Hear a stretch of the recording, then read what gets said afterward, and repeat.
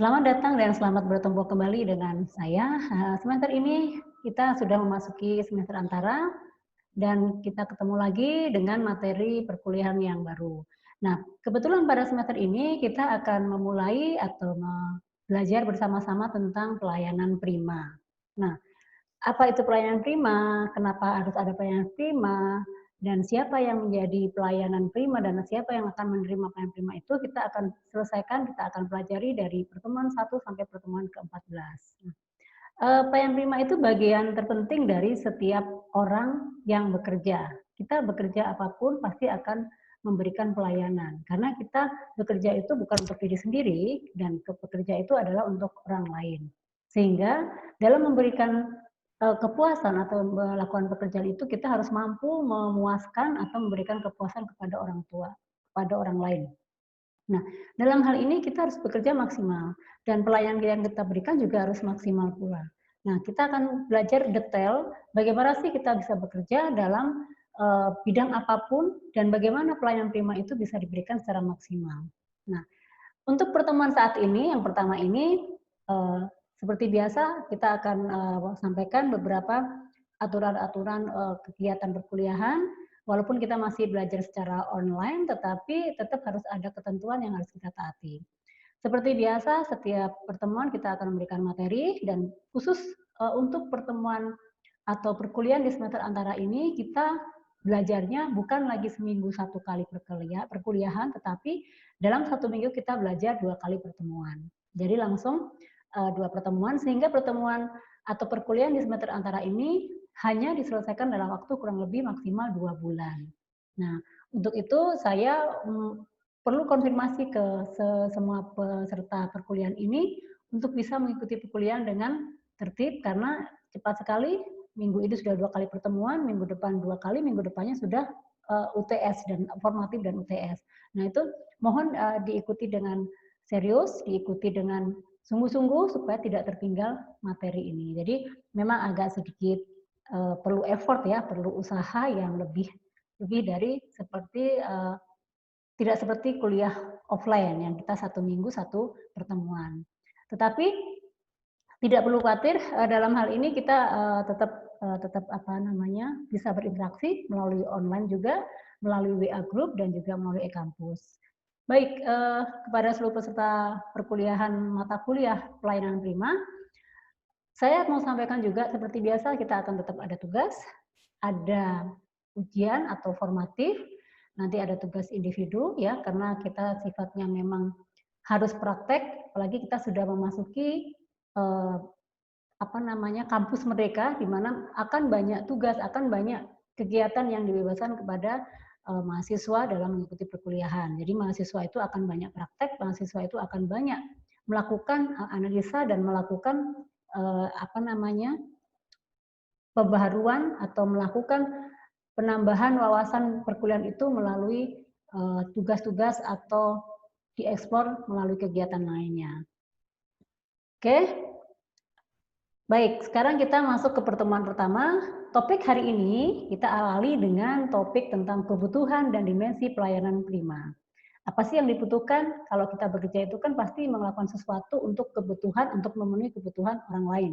Kalau dalam perusahaan kita bekerja untuk memenuhi kebutuhan departemen atau unit lainnya.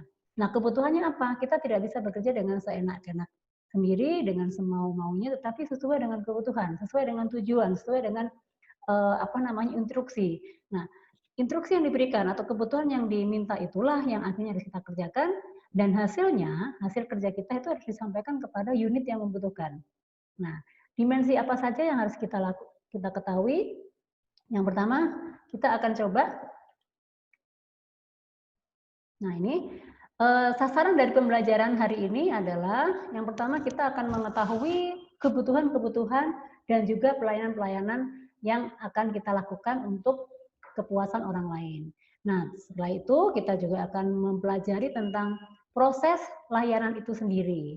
Nah, dalam memberikan pelayanan prima, dalam hal kita bekerja memberikan kepuasan kepada orang lain, itu ada bermacam-macam atau bentuk-bentuk pelayanan yang akan kita berikan. Layanan itu apa saja sih? Nah, berkaitan dengan pelayanan, biasanya kita cenderung berpersepsi pelayan itu pasti melayani, ya betul, servis, apa dan mengapa. Kenapa mereka butuh ini dan kenapa kita melakukan itu adalah bentuk pelayanan. Nanti kita perjelas melalui materi-materi di selanjutnya. Baik, kebutuhan pelayanan, kebutuhan dan pelayanan. Pada dasarnya manusia itu memiliki banyak keinginan, memiliki banyak kebutuhan. Nah, seperti kita ketahui bahwa manusia itu cenderung pingin kebutuhannya itu terpenuhi. Jadi manusia itu memiliki suatu rasa yang timbul pada diri pribadi untuk memenuhi segala sesuatu yang diperlukan. Saya ingin makan, berarti kan dia butuh makan. Bagaimana cara mendapatkannya? Nah, entah masak, entah beli dan sebagainya. Nah, saya ingin sekolah. Nah, sekolah itu berarti saya harus belajar. Saya harus menuntut ilmu. Untuk menuntut ilmu butuh buku, butuh orang yang membimbing. Nah, itu adalah keinginan-keinginan manusia, itu baru contoh kecil. Nah, ada lagi kebutuhan manusia itu yang kedua adalah manusia merasa memiliki posisi sebagai konsumen, penerima layanan. Pernah dengar istilah bahwa konsumen adalah raja? Nah, itu selalu pinginnya dilayani. Nah, selain itu, manusia juga memiliki posisi menyedia layanan. Jadi dalam hal ini ada konteks manusia, ada dua konteks. Satu, sebagai penerima layanan.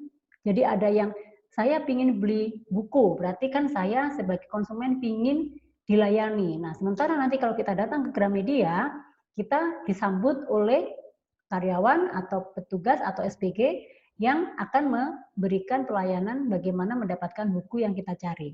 Itu contoh kecil bahwa manusia di sini memiliki dua posisi, satu sebagai konsumen dan satu sebagai penyedia layanan. Jadi ada hubungan timbal balik, ada hubungan timbal balik.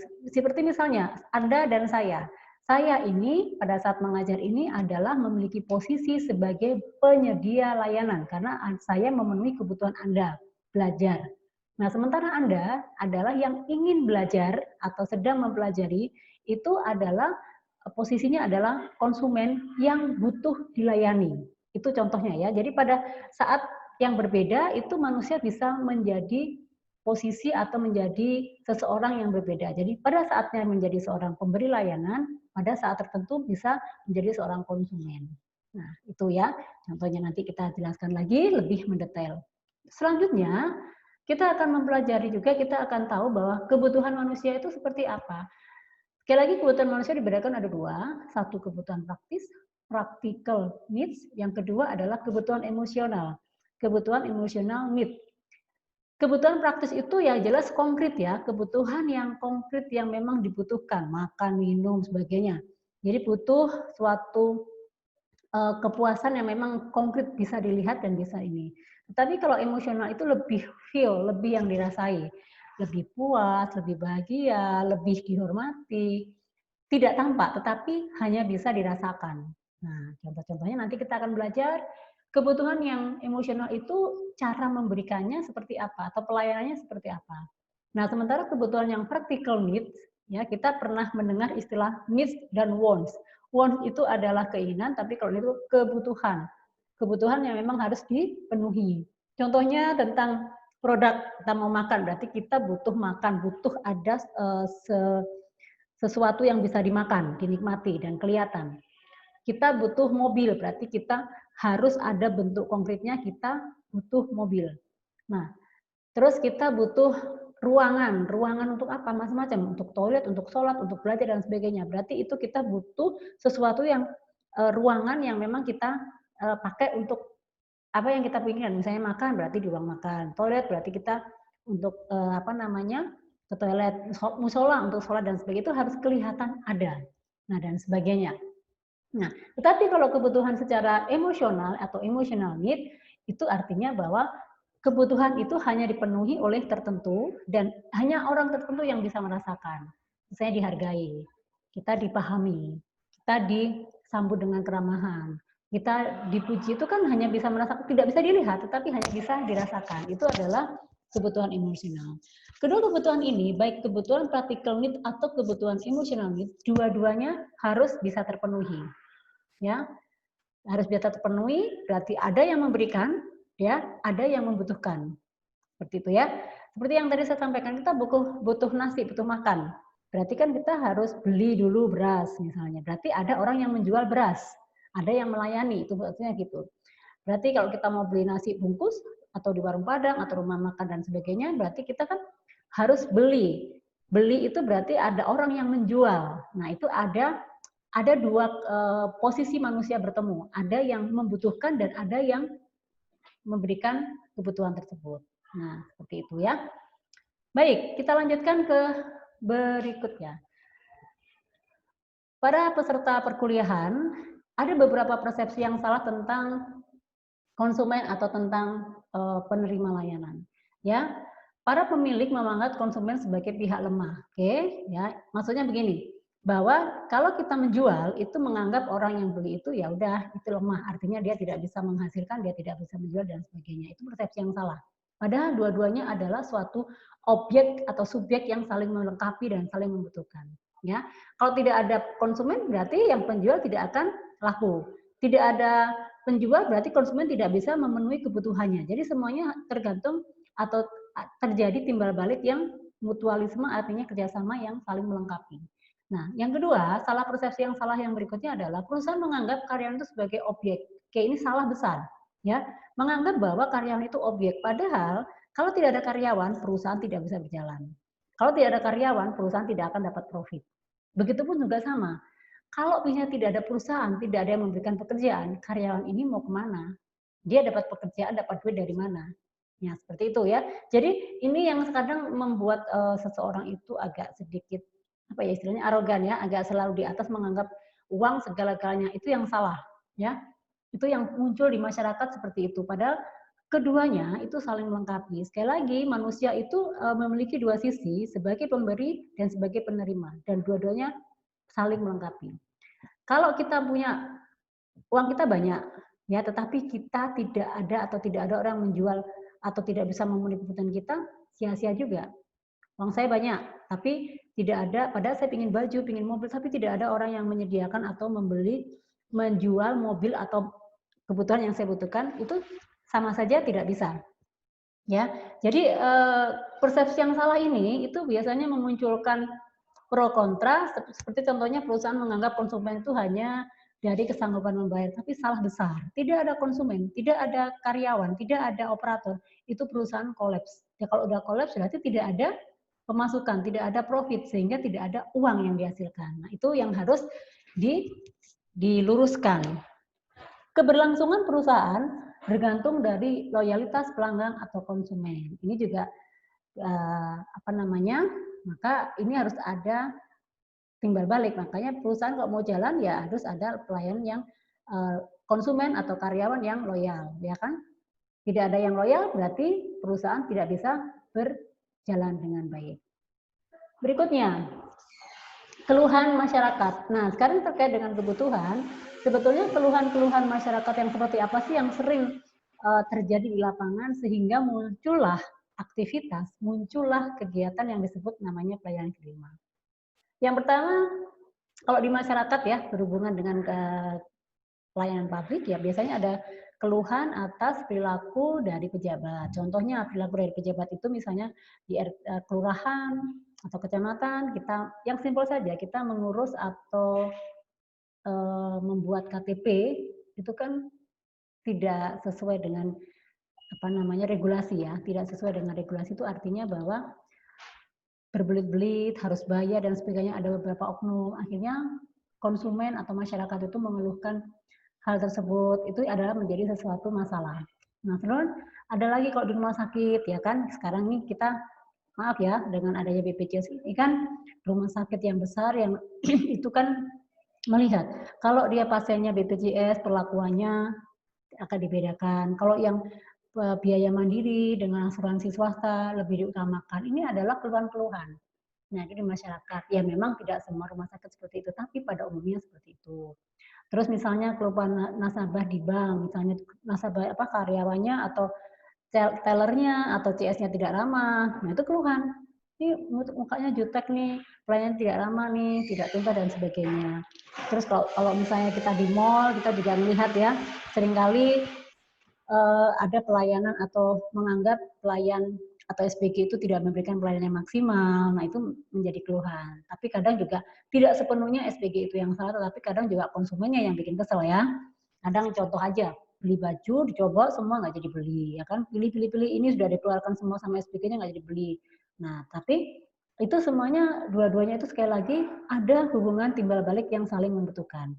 Terus yang berikutnya nih, ini untuk teman-teman nih ya, untuk semuanya sebagai mahasiswa seringkali ada keluhan pelayanan di akademik, misalnya dari BAK, pelayanan dari kemahasiswaan dan sebagainya. Banyak sekali.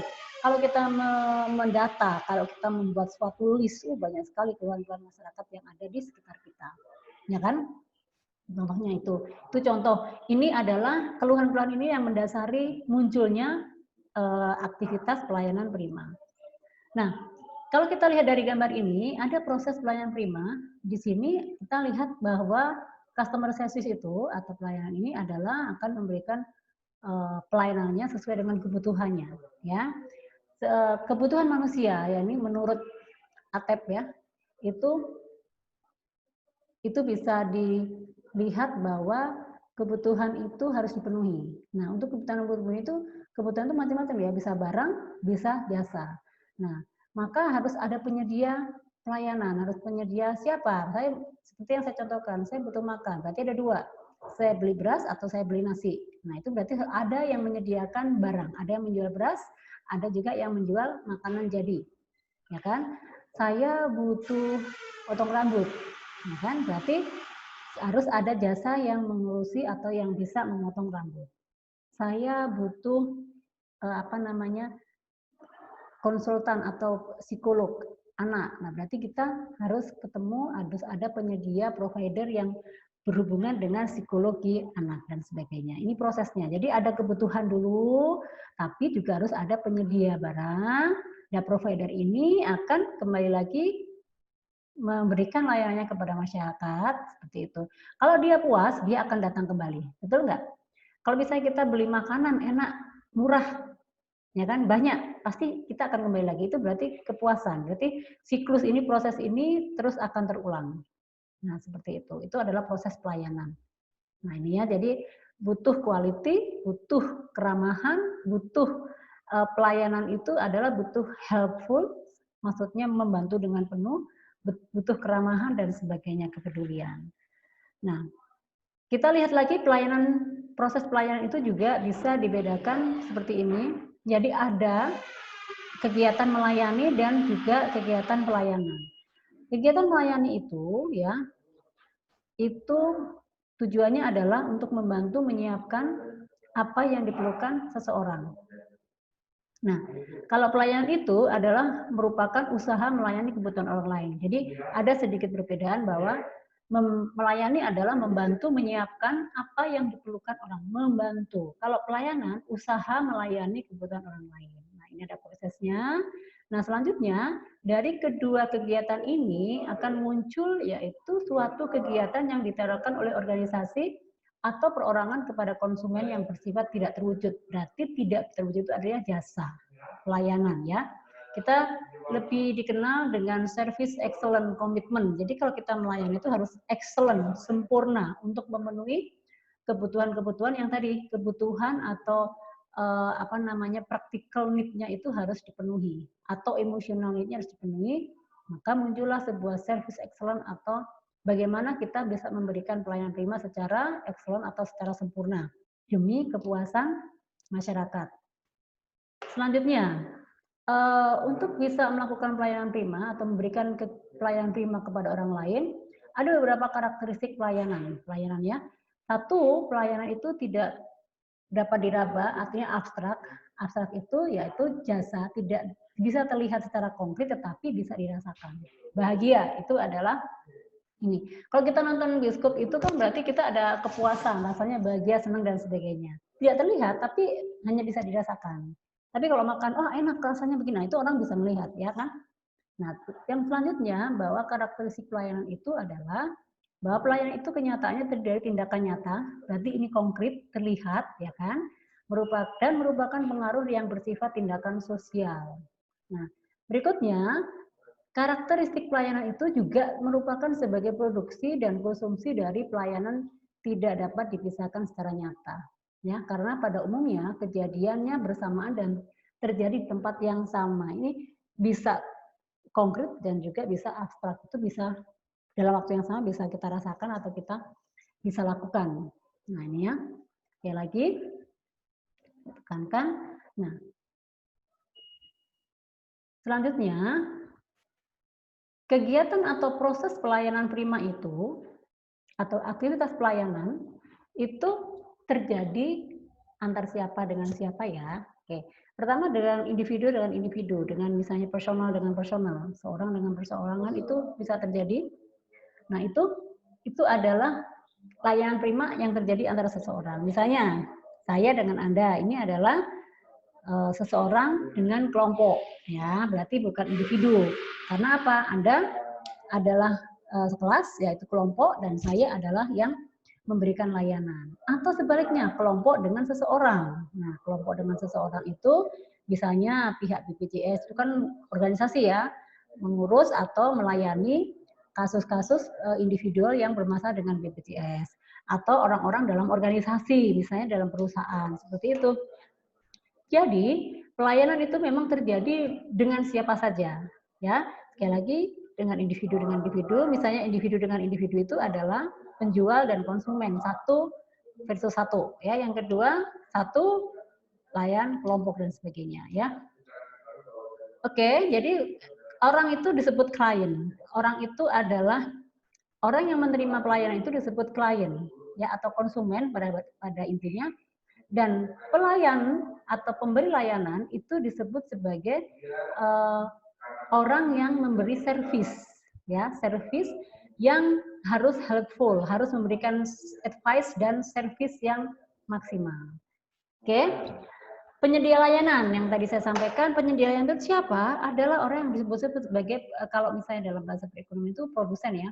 Nah, penyedia layanan itu adalah disebut service provider, di mana pihak yang dapat memberikan layanan tertentu kepada konsumen. Provider, orang yang memberikan pelayanan. Kalau misalnya mudahnya itu di pasar ada penjual dan pembeli. Provider, ya kan? Yang kedua, pihak yang mengambil kesempatan untuk menyediakan alat pemuas kebutuhan baik barang dan jasa. Pihak yang mengambil kesempatan untuk menyediakan alat pemuas barang dan jasa. Kalau barang jelas ya, komplit. Ke mall kita beli baju, kita beli sepatu, kita beli apapun, itu merupakan kepuasan atau pihak yang mengambil kesempatan untuk menyediakan alat pemuas berupa barang. Jasa, misalnya rumah sakit, misalnya perbankan, misalnya perpajakan, misalnya klinik kecantikan, misalnya salon yang siapa ini yang suka ke salon melakukan pedikur, itu adalah jasa, hanya bisa dirasakan. Itu adalah pihak yang mengambil kesempatan untuk menyediakan alat pemuas kebutuhan, ya. Jadi kalau di pasar kita lihat ada penjual dan pembeli. Kalau misalnya di jasa kita juga bisa lihat. Nah, kita bisa contoh ya, kalau bidang non profit itu bidang profit itu bank, manufaktur, BUMN dan lain-lain. Kalau bidang non profit itu adalah pendidikan, Depsos, kesehatan dan sebagainya, ya. Jadi pihak yang memberikan atau menyediakan alat pemuas kebutuhan, misalnya untuk studi ya berarti sekolahan, ya kan? Seperti itu. Nah, selanjutnya konsumen. Konsumen itu disebut seringkali sebagai penerima layanan. Jadi konsumen itu bahasa sehari-harinya mudahnya itu sebagai user, pengguna, atau consumer atau konsumen. Ya siapa? Bisa saya, bisa Anda, ya kan? Siapa saja. Tapi sekali lagi, kita harus kembali ke konteks bahwa manusia itu memiliki dua posisi. Satu sebagai penerima layanan atau user atau consumer, yang kedua adalah pemberi layanan atau pelaku pelayanan. Ya, jadi siapa saja bisa berada di posisi tersebut. Anda pun juga bisa pada saatnya berada di posisi sebagai seorang pemberi layanan, ya, atau penyedia layanan. Siapa itu? Ya sekali lagi bisa saya, bisa Anda, ya. Perawat pada saat dia melayani pasien itu dia adalah pemberi layanan. Tetapi perawat pada saat dia harus berhubungan dengan pimpinan dan sebagainya, dia harus disebut sebagai penerima layanan. Tidak selamanya dia selalu memberi. Jadi ada timbal balik memberi dan menerima. Jadi memberi dan melaksanakan dan sebagainya. Oke. Nah, Ini jenis pelanggan. Jenis pelanggan itu, oke, siapa itu pelanggan? Pelanggan itu seringkali disebut sebagai konsumen. Ya, pelanggan itu ada dua, internal customer dan juga external customer. Ya, internal itu namanya internal. Internal itu berarti dalam. Di dalam artinya semua orang yang ada dalam organisasi atau perusahaan itu disebut internal customer, artinya pelanggan internal di perusahaan ya. Contoh saya bekerja. Pada saat ini saya itu posisinya adalah pemberi layanan kepada Anda. Tetapi setelah saya mengajar dan saya bekerja di kantor, saya adalah penerima layanan ya terhadap unit lain. Kalau saya butuh dokumen berarti kan saya butuh ke orang lain. Nah, itu saya memposisikan atau posisi saya sebagai penerima. Nah, yang kedua adalah external customer. External customer itu adalah orang-orang yang berada di luar organisasi atau customer atau konsumen yang ada di luar organisasi. Orang luar gitu ya. Nah, itu biasanya berhubungan dengan barang atau jasa dan sebagainya. Nah, ini kalau pelanggan internal itu juga dibedakan dua, ada organisasi swasta dan juga ada organisasi pemerintahan. Itu juga memiliki internal. Kalau pelanggan eksternal itu pasti masyarakat umum ya, masyarakat umum. Jadi kalau misalnya pelanggan internal organisasi, contohnya karyawan, mudahnya gitu ya, karyawan yang ada di perusahaan. Nah, sementara pelanggan pemerintahan juga sama. Pelanggan pemerintahan internal itu adalah mereka yang bekerja di instansi. Kalau kita lihat kan pemerintah misalnya kantor wali kota, itu kan memiliki banyak unit kerja. Ya, ada wali kotanya, ada staf-stafnya, ada kepala-kepalanya. Nah, itu semuanya pelanggan internal pemerintahan. Ya, sementara kita yang misalnya di kecamatan kita mau ngurus KTP, itu kita adalah pelanggan eksternal. Paham ya di sini, sampai di sini paham ya. Jadi pada saat kita mengurus KTP, kita disebut sebagai pelanggan eksternal. Tetapi di dalam kecamatan itu kan kita tahu strukturnya ya, ada kepala kecamatan atau Pak Camat, ada wakil camat, ada kepala-kepala, kabak dan sebagainya sampai staf. Nah, itu semuanya adalah pelanggan internal pemerintahan. Itu contoh ya, yang kita ambil contoh baru kecamatan. Di kelurahan juga ada, di misalnya kita lihat di apa namanya imigrasi atau departemen keuangan atau dimanapun itu pasti kita tahu bahwa pada saat dia melayani karyawan di dalam itu namanya pelanggan internal, tapi pada saat dia melayani ke masyarakat itu dia melayani untuk eksternal customer-nya seperti itu. Baik, paham ya sampai di sini. Baik, mungkin untuk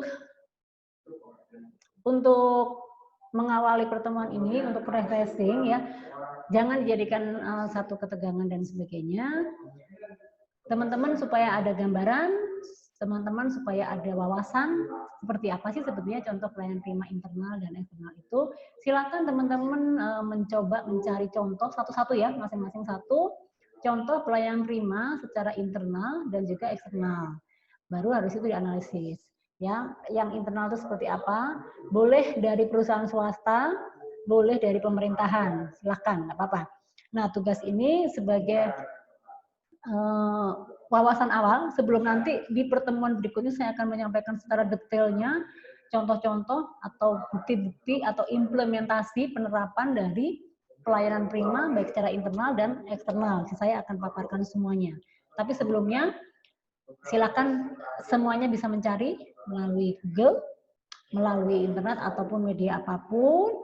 Satu-satu aja pelayanan prima internal satu dan pelayanan internal eksternal satu. Ya. Nah, tugas ini bisa diupload nanti malam ya. Saya batasin sampai nanti malam. Ini karena sebetulnya sih bisa dilakukan, nanti saya kasih due date-nya dan teman-teman bisa melihat dan kembali ke e-kampus, nanti melihat kapan harus dikumpulkan dan seperti apa. Ya. Terus saya sampaikan juga nanti saya akan kirim ke e-kampus tentang RPS, jadi teman-teman bisa mempelajari rencana pengajaran selama semester, jadi teman-teman bisa menyiapkan dan termasuk buku-buku yang harus disiapkan apa, yaitu pertama kita pakai ATEB Barata sebagai dasar-dasar pelayanan prima dan beberapa sumber-sumber referensi lainnya.